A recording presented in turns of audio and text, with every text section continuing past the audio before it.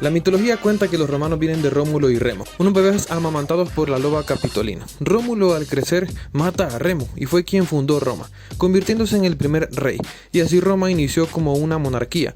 Luego, todos llegaron a la conclusión que era mejor un senado, es decir, un grupo de personas gobernando y no solo una persona. Ahí nació el Senado. También inventaron el calendario tal cual lo conocemos actualmente. Roma empezó a conquistar muchos lugares. El Coliseo romano, una de las maravillas del mundo moderno, es construido aquí. Era para la milicia de Roma, es decir, el ejército, que eran llamados gladiadores. Una figura importante de Roma es Julio César, quien fue sacerdote del dios Júpiter, además de ser militar y político. Dirigió la guerra de las Galias contra los gales, una batalla que se cobró miles de vidas. Al ser victorioso ganó gran popularidad y su reino se empezó a expandir por Francia, Bélgica, Holanda, etc. Ya era un imperio, el imperio de Julio César. Él era un dictador, esto no le gustaba al Senado, quienes habían acabado con la monarquía. Por ello empezó la guerra civil y empieza la batalla contra Pompeyo, el militar que dirigió el ejército opositor. Por supuesto, Julio César sale victorioso. En eso recibe una visita de una tal Cleopatra, queriendo recuperar el poder que Egipto había perdido, pues Cleopatra fue la última reina. La historia cuenta que Julio César fue seducido por ella por puro interés, así que cayó en sus garras y fueron amantes y hasta tuvieron un hijo. Julio César junto con Cleopatra atacan Alejandría y queman la ciudad, junto con la biblioteca, perdiéndose gran cantidad de escritos. Aquí empieza la caída de Grecia. Al regresar Julio a Roma, se topa con otra guerra provocada por los hijos de Pompeyo. Querían la revancha, y fue una guerra muy dura, tanto así que dicen que Julio César había optado por suicidarse, pero al final sí salió victorioso. De nada sirvió, pues el Senado seguía sin aprobar a César, así que un 15 de marzo fue apuñalado multitud de veces por los mismos romanos y esa fue su muerte. Estamos ya en los años 44 a.C.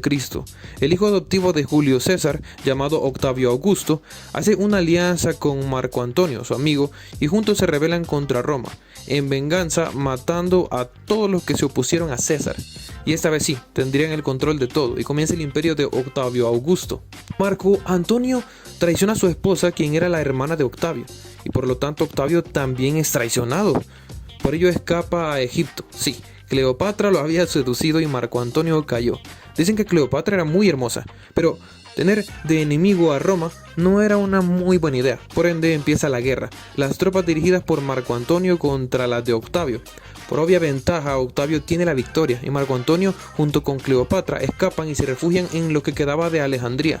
A Marco Antonio le llega el rumor de que Cleopatra había muerto, y a pesar de que no era verdad, esto causó que Marco se suicidara.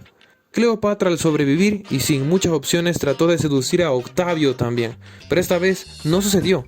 Cleopatra no logró su cometido y huyó a Egipto, donde se suicidaría en un ritual dejándose morder por una cobra. Antes de morir pidió que la enterraran a la par de la tumba de Marco Antonio. Roma conquista Grecia y su imperio era enorme.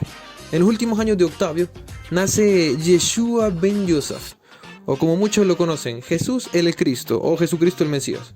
Sus padres, José y María, eran de Nazaret en Galilea. Viajaron a Belén de Judea, que era lo poco que quedaba de Israel, y ahí nació. El rey de Judea era Herodes y según la Biblia, al enterarse que nacería el Cristo, mandó a matar a todos los bebés, por lo que José y María huyen a Egipto y pasan ahí unos años, en lo que pasa esta crisis. Después de la muerte de Herodes, continúa el reinado de su hijo, por lo que José y María, al querer regresarse, prefieren ir al lugar de su origen, que es Nazaret de Galilea, donde Jesús se cría. Por ello le dicen Nazareno o Galileo, porque se crió ahí, aunque su nacimiento haya sido en Belén de Judea. Por cierto, algunos historiadores piensan que esto posiblemente es falso y realmente Jesús no nació en Belén, sino que en Nazaret. Pero eso es otro tema.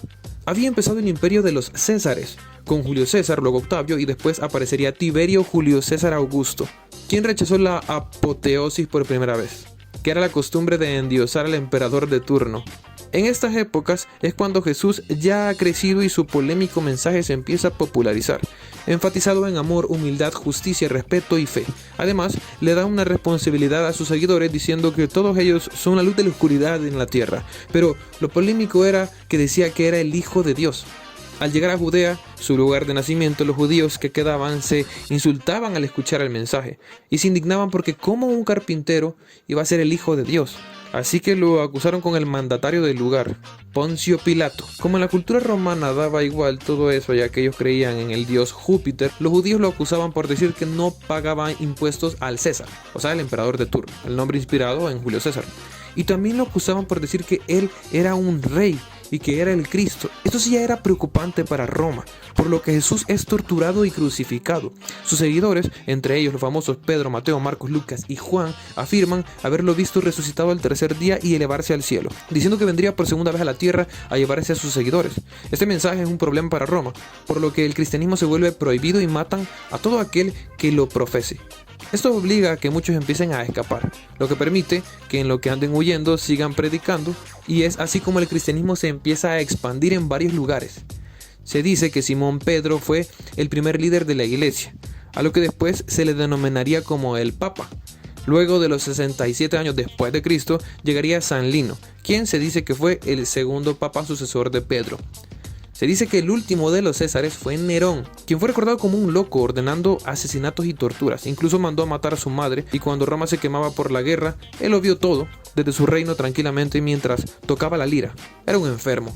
De ahí varias dinastías siguieron, como la de Marco Aurelio con su hijo Cómodo, que fue el top de Roma. Y luego empezaría a caer por diferencias entre todos y guerras civiles. Hasta que llegaría Diocleciano e intentaría unir a Roma nuevamente, afirmando que el imperio era tan grande que había que partirlo en 4. Aquí empieza la tetrarquía, quienes eran Galerio, Maximino, Severo y Constantino. Fracasó esta idea cuando Diocleciano cesó de sus mandatos. Los 4 lugares entran en guerra y el ganador fue Constantino, y empieza el imperio romano de Constantino.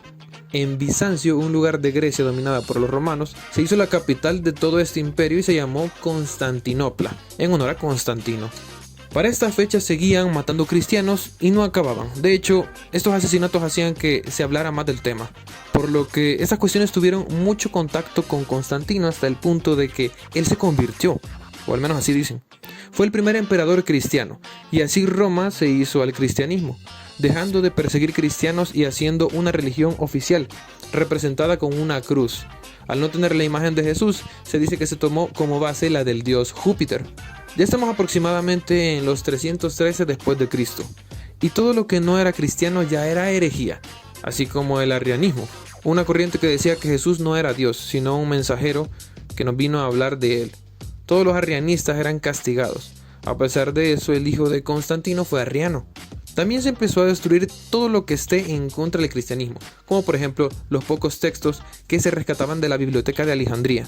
La pérdida de la biblioteca y estos últimos textos suponen uno de los atrasos más grandes que la humanidad ha sufrido en el progreso. También se cerró definitivamente el oráculo de Delfos. Ya en los años 395 aproximadamente llegó el emperador Teodosio y fundó la Iglesia Católica Romana. La palabra católico se refiere a universal. Esta para él era la Iglesia universal. Y aquí es cuando Roma se oficializó 100% basado en el cristianismo. El fundamento era que Jesús, Espíritu Santo y Padre son uno, son Dios. En estos momentos también se empezó a crear la Biblia oficial. Tras la muerte de Teodosio, Roma se parte en 2, con sus 2 hijos. Por un lado Arcadio, con la zona oriente, y por el otro Honorio, del occidente. El imperio de Honorio empieza a caer por las constantes luchas que deben sostener con los godos, o como a los romanos les gustaba decir, los bárbaros. Esos son un grupo de guerreros germanos de la región de la actual Alemania que creían que su dios era Thor. No son los vikingos. Estos aún no han aparecido. Pero el imperio del oriente, este sí sobrevive y se convierte en el imperio bizantino, con Constantinopla como su capital, adoptando el idioma griego, ya que ese sector era mayormente dominado por los griegos nativos que le pertenecían a Roma.